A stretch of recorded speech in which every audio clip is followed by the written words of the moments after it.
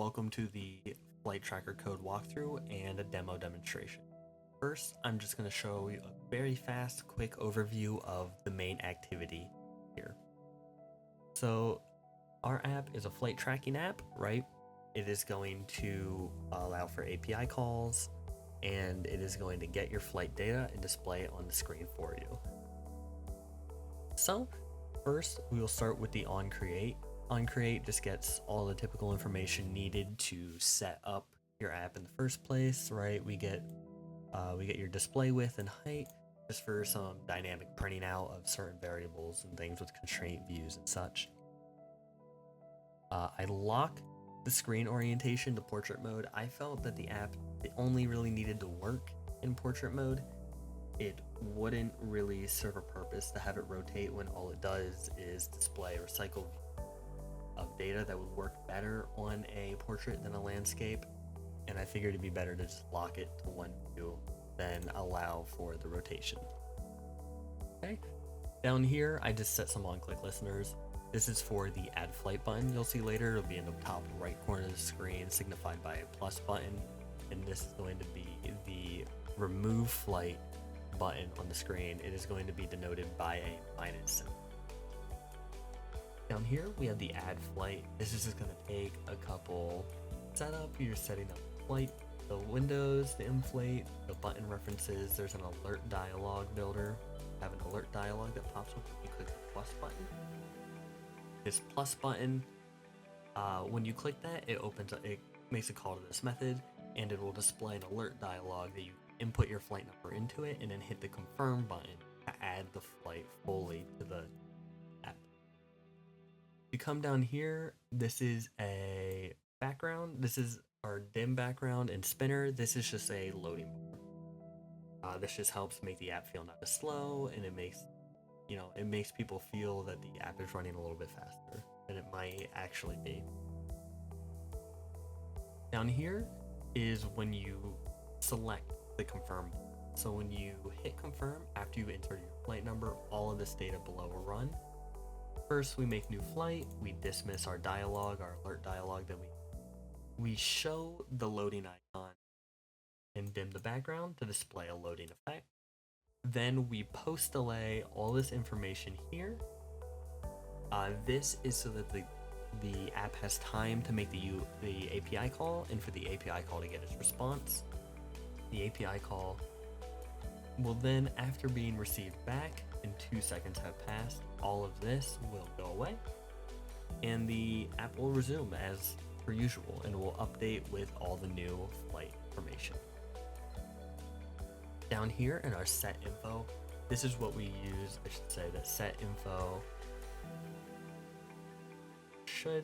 it'll get called on its own after add flight is done, or while add flight gets the data back and gets parsed. Then set info right here will get called, and this set info will display all the information to the screen of the current flight. This is only for current flight display at the top of the screen.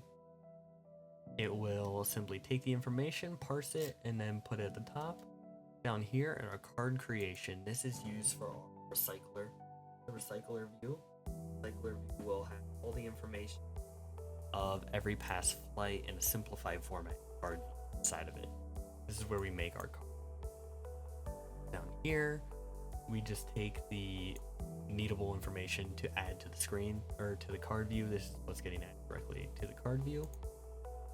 Down here, if card is clicked, then we will just fetch all this information. This would be from our backend database, our SQLite local database.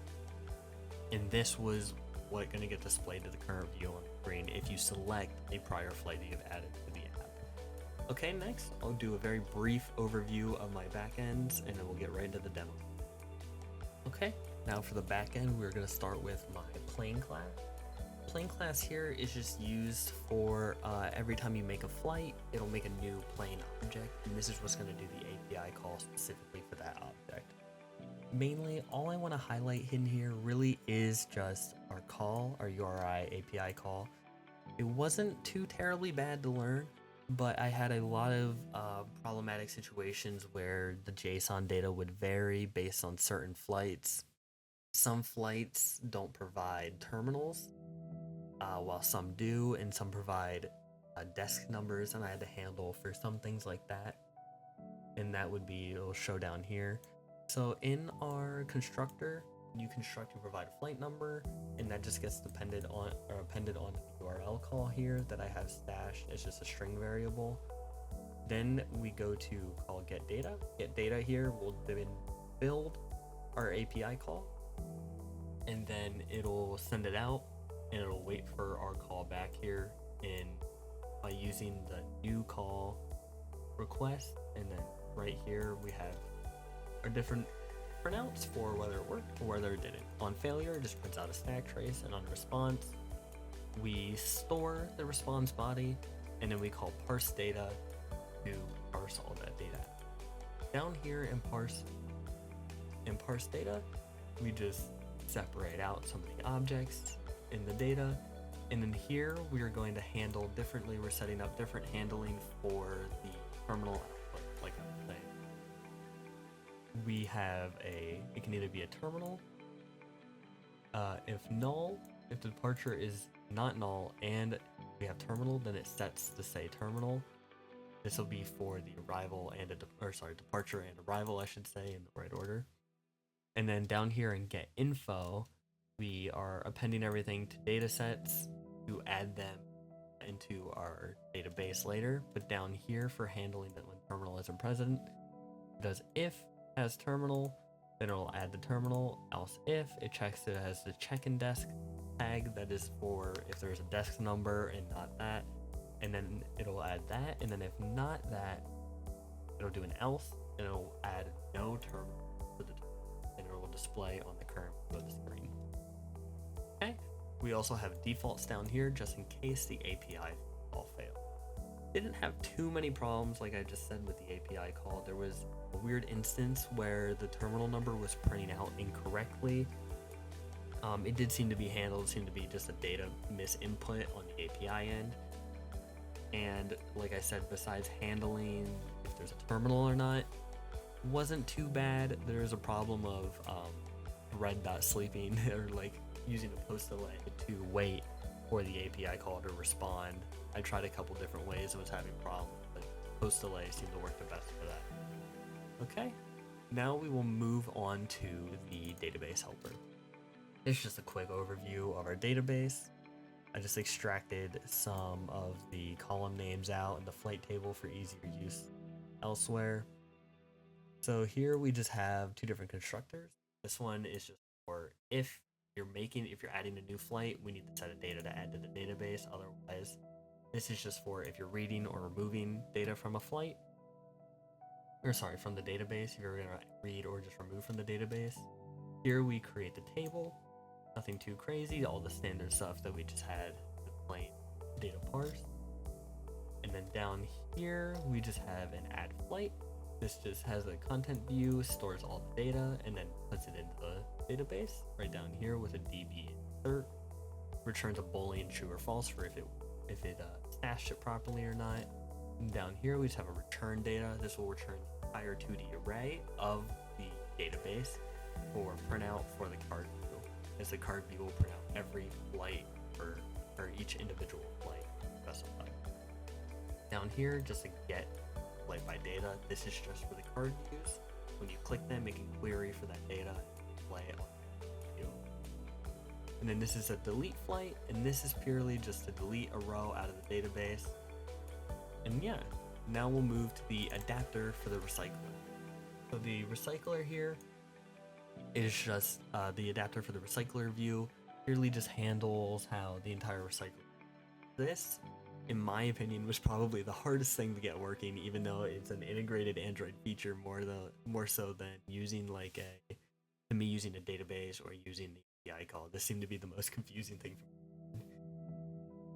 This requires a couple different things here. It needs the context, obviously. These are data sets that it can parse data to make the card views, and it needs an on-click listener.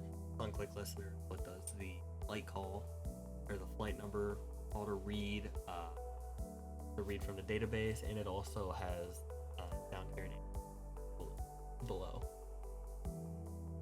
So the main points I just want to note here that I had with this is I didn't understand that recycler views tend to call at an eye that they specify for the position of the element they're making in the recycler view. So I had to properly scale it for the data set I'm presenting on the card, right? So my data, each card is going to take 4 elements data right in order. So I just scale I by 4 to get into the right position every. We also have our little animation here, and that is pretty much that for this. The problem I had with recycler view, I think, was more so that it's calling these things without explicitly defining them in a way. Like, I'm not the one explicitly defining to go into the adapter and to work with the adapter and all these different things. It's kind of doing it in its sense. I think I would have understood it better if it didn't auto build it, but it's definitely a good learning experience, and now I feel like I can properly utilize these in a good manner. Okay, and then that's going to be it for the back end, and then we'll get on to the demo. Okay, now we're just going to do a demo of the application here. So I'm going to switch over to my tablet. I plugged it inside. This does run at a slightly slower FPS, unfortunately, capturing it through Android Studio, but it'll work. That's my splash screen. It fades in. I already have a pre-existing set of elements here. I'm going to add one more element here in the plus, right? You can have the plus button right there. That we're going to add G41236. 126. Click confirm. When you add that element, it'll query out, get the API response back, parse the data, add it at the top of the screen. We even had a little toast display at the bottom. Let me add one more just to show what happens when it passes the size of the recycler view. I hit A608. Now we have one more element that is currently being displayed on the screen, right? Because it has an Italy to Rome. I don't see, from my understanding, Rome mentioned anywhere in the IPA. You scroll down one, here it is. You have the JFK to JFK, and that'll be the Italy to Rome, and it's a scrollable little recycler. Now we're going to remove some elements out of the recycler view and out of the database. So you click this minus button in the top left, it will remove. This is K928 Boston to Copenhagen. You click remove, and as you see on the top of the display here, it is no longer there. We scroll down, nothing. It's non-existent from this forward. It's removed from the database and cleared the display. And then our cards down here are also selectable. You select them, they do a little animation, and it'll pull up the current information of that light. That pulls it up, and you can access all your data right there. Like I said earlier, it's locally stored, can be accessed. The plus will go over this. This is just the alert dialog that you would add your flight into. And yeah, that is pretty much my app. Thank you for watching.